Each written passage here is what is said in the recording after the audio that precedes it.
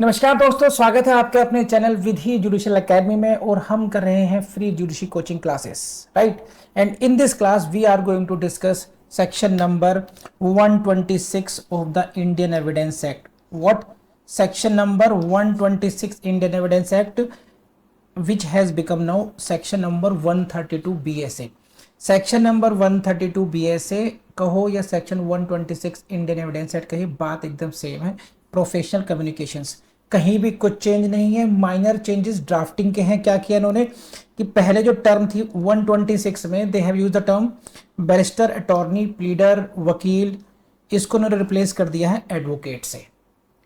और एम्प्लॉयमेंट को उन्होंने रिप्लेस कर दिया है सर्विस से। बस दो वर्ड का सब्स्टिट्यूशन हुआ है, अदरवाइज कॉन्सेप्ट सेम रहेगा, डायरेक्ट लैंग्वेज सेम है, एवरीथिंग इज सेम। और आपको उसी तरीके से तैयारी करनी है जैसे कि आपको इस लेक्चर में पढ़ाया गया है, राइट। और सेक्शन 127 को भी 132 में मर्ज कर दिया गया है। सेक्शन 132 की क्लॉज थर्ड, यानी कि section 127 of the Indian evidence act is now sub clause third of the section 132 BSA। कहीं कोई चेंज नहीं है, आपको उसी पैरामीटर पर उसी तरीके से इसको कंप्लीट करना है। So let's start the class now. Section 126 very very important. Section 126 professional communications. Professional communications very very very very very very important, also for the mains. Mains के लिए भी बहुत इंपॉर्टेंट है सेक्शन 126। Please see this. अब यहां पर कौन आ गए? वकील साहब आ गए। Basically no barrister, no barrister. This is my advice for you that you should learn this section verbatim and do the practice of writing this section। ये verbatim लिखने की कोशिश कीजिए because there are so many technical points involved in this section from where you can expect a question in your prelims exam। It is not only the heading is important but the technicality involved in this section is very important। They can ask the question from any point of this, and this section is very close to heart of the examiners of the DJS and also the Haryana में जा रहे हैं exam देने के लिए, DGS में जा रहे हैं, तो 126 के बिना काम नहीं चल सकता। यहाँ पे हेडिंग तो इंपॉर्टेंट है ही है, उससे ज़्यादा इंपॉर्टेंट है इसके कंटेंट्स, क्योंकि इसके कंटेंट्स बहुत टेक्निकल हैं और हर पॉइंट इसका इंपॉर्टेंट है। तो मेरी एडवाइस यही है, आप इसको लिख लिख के प्रैक्टिस कीजिए, याद कर लीजिए अच्छी तरीके से ताकि कोई छूटे ना। चलिए पढ़ते हैं इसको। क्या कहता है? नो बैरिस्टर, अटॉर्नी, प्लीडर और वकील। No barrister, attorney, pleader or वकील shall at any time be permitted to what? To disclose any communication made to him in the course and for the purpose of his employment as such barrister, pleader, attorney or वकील by or on behalf of his client। ये समझिए इस बात को कि कोई भी, suppose कीजिए मैं इसको समझाता हूँ आपको। जो हरविंदर कौर मैडम है, she is the pleader, she is the advocate, and Riya madam goes to her for any legal advice and something transpired between her and the advocate Harvinder Kaur. इन दोनों के बीच कुछ कम्युनिकेशन हुई। Now in a litigation that advocate madam Kaur wants to disclose कि रिया ने मुझे क्या क्या बोला था। तो यहां पर सच काइंड ऑफ कम्युनिकेशन, इनको समझिए। देखिए कौन सी कम्युनिकेशन को आइडेंटिफाई कीजिए। Any communication made to him in the course and for the purpose of employment. ऐसी कोई भी कम्युनिकेशन जो कि वकील के रूप में उनको एम्प्लॉय करने के लिए या ड्यूरिंग द एम्प्लॉयमेंट उनको कम्युनिकेट की गई थी। जैसे ऐसे समझ सकते हैं। हमारे हीरो कौन है इस बार के? मैं हीरो बनाता हूं इस बार इसका, जया मैडम को बनाते हैं हीरोइन इस केस की। जया मैडम और हरविंदर मैडम ये दोस्त हैं, ठीक है। लेकिन जया मैडम क्या है? बैंकर हैं। जया मैडम बैंकर हैं और हरविंदर मैडम वकील हैं। अब ये ऐसे घर पे जाते हैं, किसी बर्थडे पार्टी पे जाते हैं और कुछ भी कम्युनिकेट करती हैं। कोई बात होती है उनसे, ये कहती हैं कि मुझसे बहुत बड़ी गलती हो गई कि मैंने लॉ ले लिया। ऐसे मान लीजिए गुस्से में आकर के मैं हर जगह अपने लॉ चलाता हूँ, अपने घर पे भी, और घर पे बहुत लड़ाई झगड़े करती हूँ मैं, मुझसे मेरा पूरा घर परेशान है। अब यहाँ पे शी इज एडमिटिंग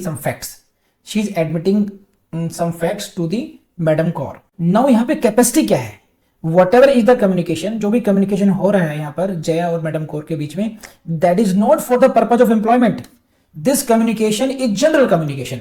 ये जो फ्रेज है इसको आप यूं ही मत समझना, ये फ्रेज बहुत इंपॉर्टेंट है।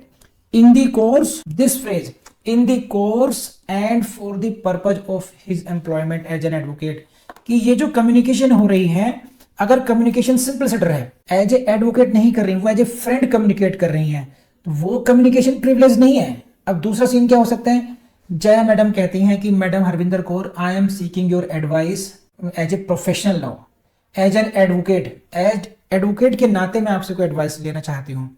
Now whatever is transferring between them, जो भी कुछ कम्युनिकेशन हो रही है वो कम्युनिकेशन है जिसके बारे में 126 डील करता है। तो that communication is privileged, that communication is privileged if madam Kaur, advocate Kaur wants to disclose it, section 126 will come to shield madam Jaya. Jaya के डिफेंस के लिए, जया की हेल्प के लिए 126 आएगा, and she can be prohibited, advocate Kaur madam can be prohibited from disclosing, she will not be permitted to disclose. तो I hope कि आप उस कम्युनिकेशन को समझ पा रहे होंगे। हम किस कम्युनिकेशन की बात कर रहे हैं, उस कम्युनिकेशन की बात कर रहे हैं जो एडवोकेट के रूप में उनसे की गई है, ना कि किसी फ्रेंड या किसी और रिलेशनशिप में की गई है। समझ में आई बात आपको, ये जल्दी बताइए। मैं पढ़ता हूं उसको दोबारा आपके लिए, रनिंग में पढ़ता हूं, आई होप कि ये कंक्लूडिंग रहेगा। तो no barrister, pleader etcetera shall at any time be permitted. तो ये इस बात पर फिर गौर फरमाइए, ये शब्द क्या है यहां पर, एट एनी टाइम, किसी भी वक्त पे, तो कोई टाइम लिमिट फिक्स नहीं है, एट एनी टाइम। नीला ही पेन फिट हो गया है, रंगी कलर चेंज हो रहा है, चलिए, eight any time be permitted, लेकिन कब कर सकते हैं। अब इस लाइन को पढ़ते हैं, इस लाइन को पढ़िए, unless with his clients express consent, ये देखना भी है। तो वो कितने टेक्निकल लाइन है यहाँ पर, एक्सप्रेस कंसेंट को अलग से हाईलाइट कर लीजिए, एक्सप्रेस कंसेंट। ओहो, अभी चौधरी, देखिए अभी चौधरी ने कहा है सर ऐतराज मूवी में जैसे वाइफ ही एडवोकेट थी वहां कैसे होगा, अगर हमने अपने के किसी नोन का केस लेना हो तब क्या होगा। देखिए वेरी इंटरेस्टिंग क्वेश्चन, समझाता हूं क्या है इसमें।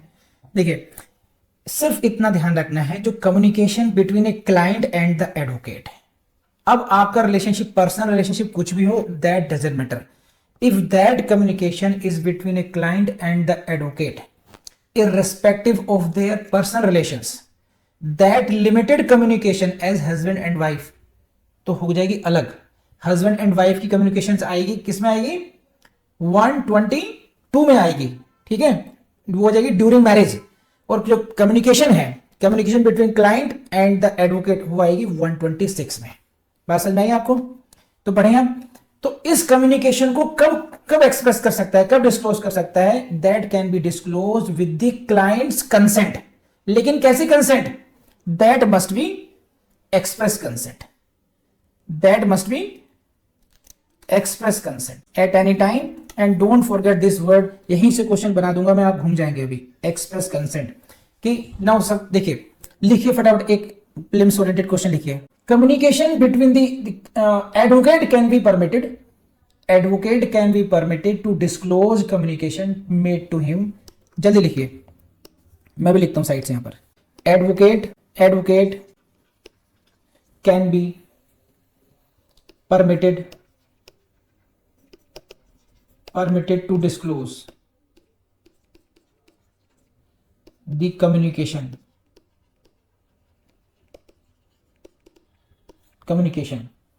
blah blah made to him by the client. Option A with implied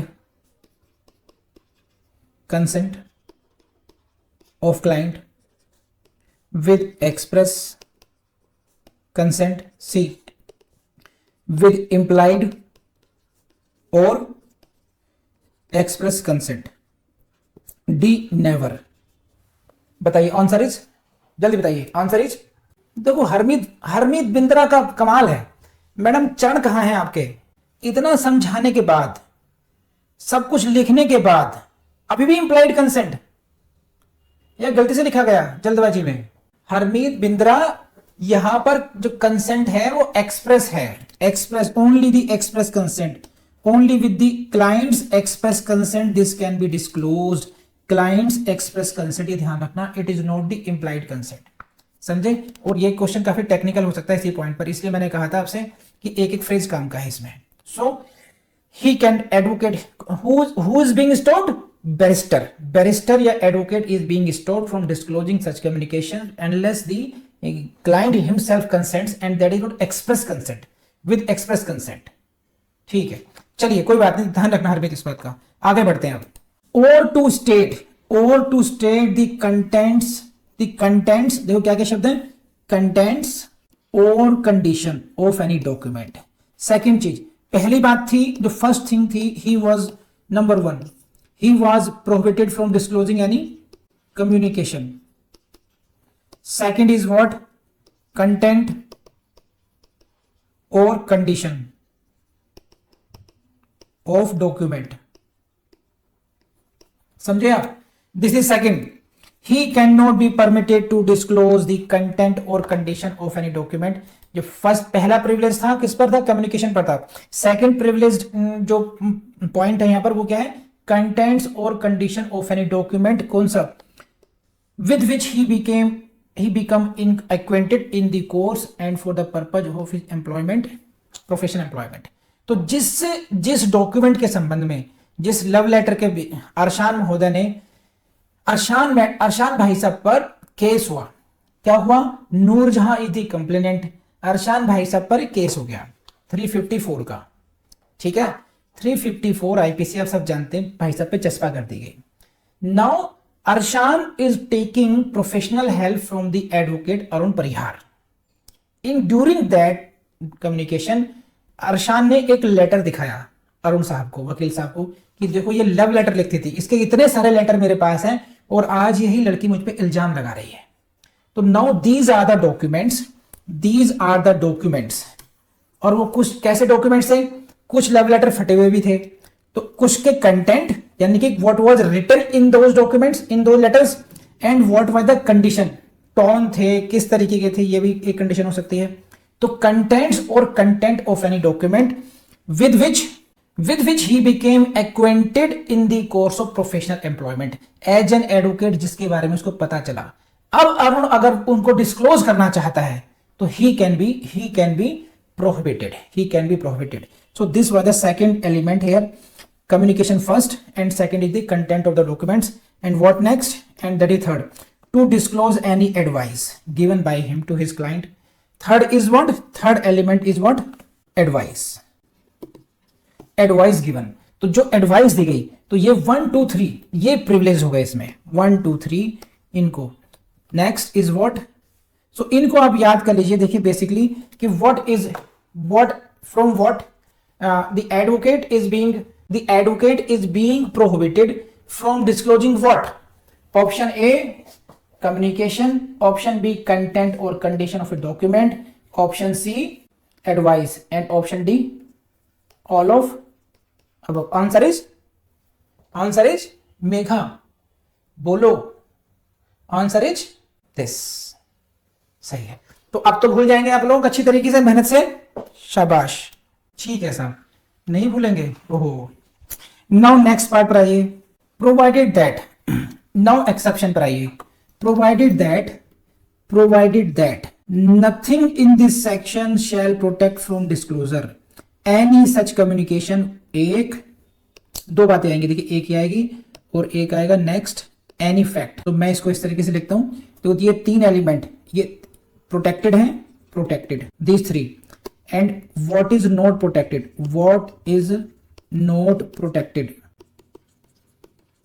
वो भी आएगा नंबर 1 नंबर 2। वो दो बातें कौन कौन सी आएंगी उसको देख लीजिए। एनी फैक्ट ऑब्जर्व्ड, ये रहा, any communication made in furtherance of an illegal purpose, made any communication, कैसी communication, made in furtherance of any illegal purpose. समझे, अब इलीगल है, समझे साहब। अब कोई कम्युनिकेशन अगर वकील साहब से की जाती है इलीगल पर्पजेस के लिए, उसको भूलेंगे नहीं भूलेंगे। इसको एग्जांपल समझिए आप, ये देखिए फॉर एग्जांपल, देखिए इसको समझिए पहले। A client says to be, एक क्लाइंट है जो बी से ये कहता है, एक अटॉर्नी है, आई हैव कमिटेड फोर्जरी, मैंने फोर्जरी की है, and I wish you to defend मी।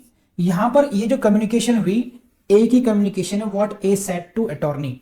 ए ने अपने अटॉर्नी से क्या कहा, उसने ये कहा कि मैंने फोर्जरी की है और मैं ये विश करता हूं, मैं ये रिक्वेस्ट करता हूं आप मुझे बचाएं, मेरा डिफेंड करें। तो ये जो कम्युनिकेशन है ये है as the defence of man, defence जानने के लिए, it is not for the criminal purposes. तो this communication is protected from disclosure. इस कम्युनिकेशन को प्रोटेक्ट किया गया है, this communication is protected. Are you getting this point? ये तो प्रोटेक्टेड है, लेकिन अगर ये हो, A client says to B an attorney, अपने वकील साहब से कहता है I wish to obtain possession of property by the use of force deed, मैं एक संपत्ति पर कब्जा जाली दस्तावेजों से लेना चाहता हूं, on which I request you to sue, जिस पर मैं चाहता हूं कि आप सू करें। This communication being made in furtherance of criminal purpose is not protected. तो आप देखेंगे दो कम्युनिकेशन हैं। एक कम्युनिकेशन ये है पहली कि क्लाइंट ने कहा I have committed forgery please save me, defend कीजिए, इसको प्रोटेक्शन मिलेगा। दूसरी कम्युनिकेशन क्या है, I wish to obtain property by use of force deed, यह है criminal purpose, this is not protected, this is. तो आई बिलीव कि ये आप समझ पा रहे होंगे कि which communication is protected and which communication is not protected. तो please tell me did you get it or not, समझ में आया नहीं आया? देखो 126 में कितने ज्यादा इसमें ये है घुमाव है, ये प्रोटेक्टेड है, ये भी है, लेकिन वो नहीं होगा इस तरीके से। बताइए जल्दी से, फिर हम आगे बढ़ते हैं इसमें। So this is a is part communication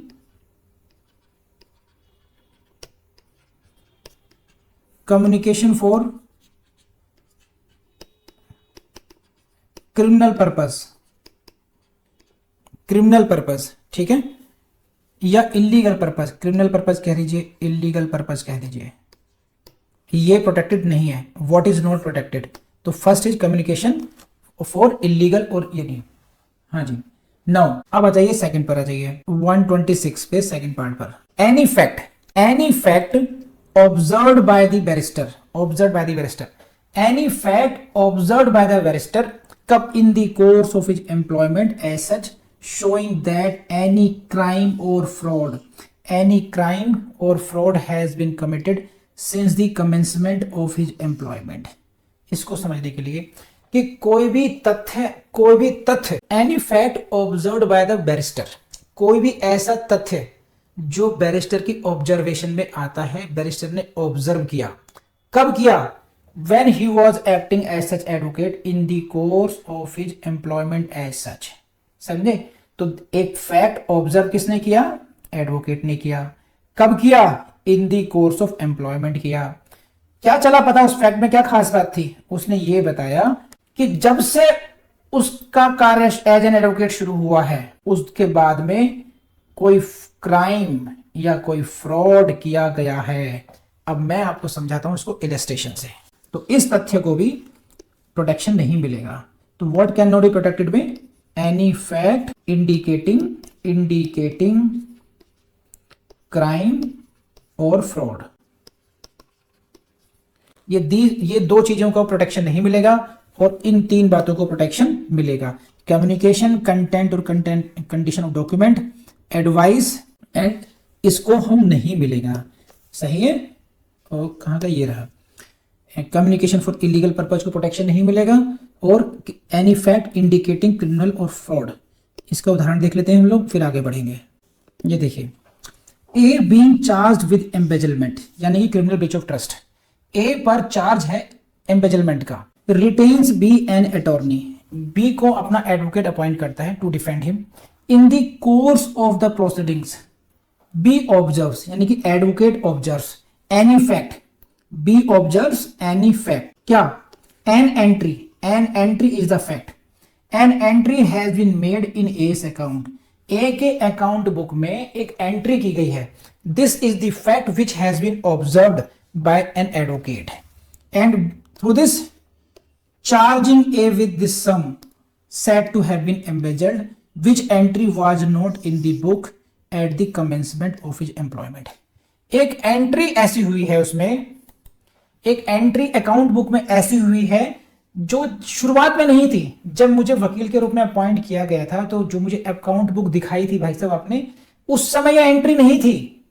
आपने ये एंट्री बाद में की है, तो this is the fact which is observe by me as an advocate after the commencement of my employment, therefore this fact is indicating what, this fact is indicating that you have done something fishy, crime or some fraud, therefore this being a fact observed by B. कब? In the course of his employment. It shows what? Fraud has been committed since the commencement of the proceedings. Therefore, it is not protected from disclosure. तो ये disclosure नहीं होगा। तो what 126 को आप notes बनाइए, what is protected and what is not protected, इस तरीके से टेबलर फॉर्म में नोट्स बना लीजिए और बड़े अच्छे तरीके से एग्जाम में देकर के आइए, झंडा बुलंद कीजिए। नेक्स्ट पार्ट इस सेक्शन का 126 इज क्वाइट लेंथी। हाँ जब it is immaterial whether the attention of such barrister was or was not directed to such fact by or on behalf of the client। अच्छा, इसको समझा देते हैं कि जिस फैक्ट की हम बात कर रहे हैं, फैक्ट इंडिकेटिंग द फ्रॉड और क्राइम, जो हमने सेकंड पॉइंट पढ़ा, whether it was shown by the client और नॉट, इट डजंट मैटर। वकील साहब ने खुद वो एंट्री पकड़ ली या क्लाइंट ने उस तरफ बताया था कि देखो ये एंट्री भी है, इससे फर्क नहीं पड़ता। Whether it is shown to the advocate or whether advocate comes himself at his own comes to know about that fact, this is immaterial, इससे फर्क नहीं पड़ता है।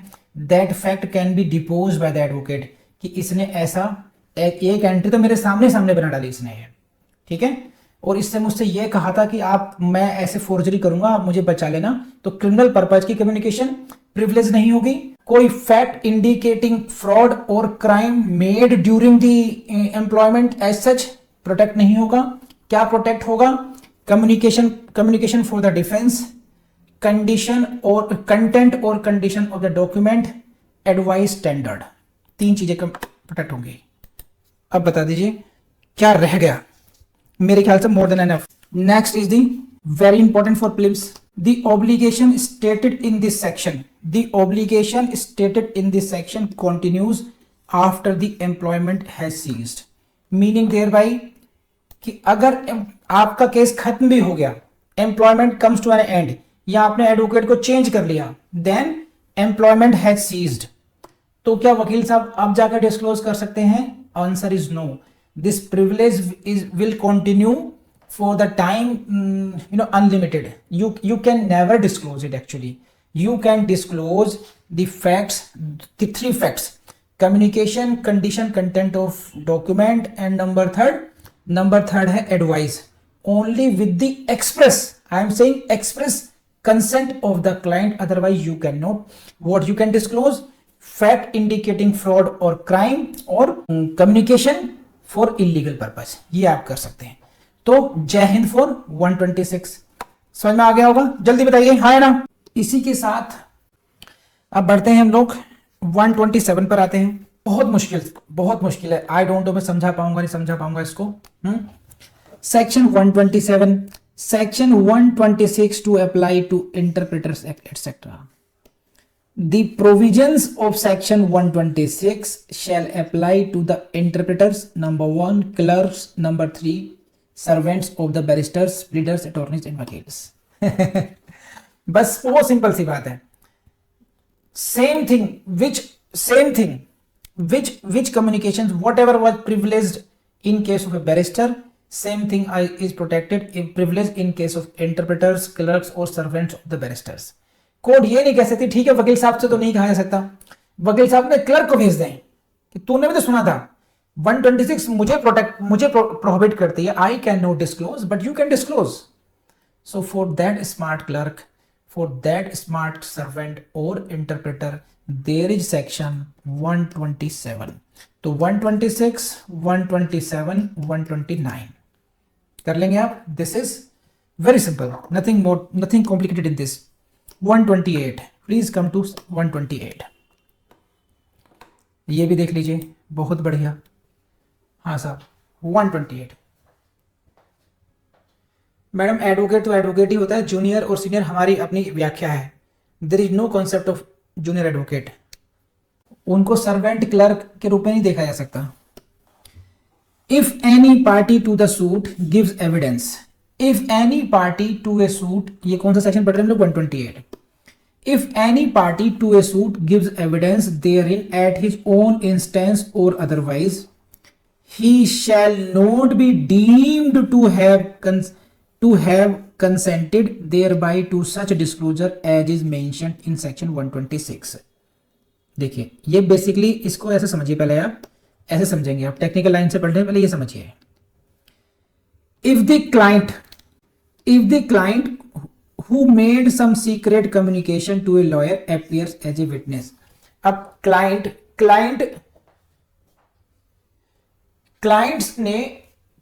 अब एज ए विटनेस सामने आ रहा है, client is coming as a witness, ठीक है। तो अगर क्लाइंट विटनेस के रूप में आता है तो it doesn't mean he does not wave the privilege offered by 126, है ना। ही can not B cross examined on the subject nor the lawyer can be called to depose about the communication। समझाता हूं क्या मामला है। देखो क्या होता है, I had some communication with my professional, but with my lawyer I had some secret communication with him। now in the litigation I am coming as a witness and now I am being cross examined। अब opposite side counsel started cross examining me। okay, ये तो सच है कि on such and such date you met the advocate so and so, ये सही है। It is also correct that he said to you this, excuse me, this is privileged। whatever I have communication with my lawyer, you cannot ask me from that। I am protected from 126 129। now he says my dear friend, वो था protection, लेकिन आप खुद ही witness के रूप में आ गए हैं। जब गवाह देने आ गए हैं तो क्रॉस एग्जामिनेशन में कुछ भी पूछूं आपसे, कह रहे ना। इसी बात को देखते हुए सो दोस्तों कैसी लगी क्लास आपको, and if you really think कि we have done justice to your study, न्याय किया है हमने आपकी पढ़ाई में, कहीं कुछ हेल्प की है आपकी, आपके दिल को कुछ टच करता है हमारे एफर्ट्स को, तो प्लीज़ हमारे वीडियोस को लाइक जरूर करना, अपने कमेंट्स जरूर दीजिएगा और इन वीडियोस को शेयर जरूर कीजिएगा। इसके बाद में फिर मैं आपसे यही कहूँगा, देखिए हमारी जो वेबसाइट है vidhijudicial.com, उसको एक्सप्लोर करना नहीं भूलें। उसको हम लोग लगातार अपडेट कर रहे हैं, आप उसको लगातार रेगुलरली विजिट करते रहिए कि अब क्या कुछ नया आया है क्या। और हमारा अगर आप ऐप डाउनलोड कर लेंगे तो उसमें हम नोटिफिकेशंस भेजते रहते हैं फिर आपको, इन न्यू कोर्सेज जो हमने अपलोड कर दिए हैं, न्यू क्या क्या हमारे पास नया नया है, वो हम आपको एक मैसेज के थ्रू भी भेजते रहते हैं। तो मैं तो आपसे यही कहूँगा कि हमारी vidhijudicial.com वेबसाइट को जरूर एक्सप्लोर करें, हमारे ऐप को आप जरूर डाउनलोड करें।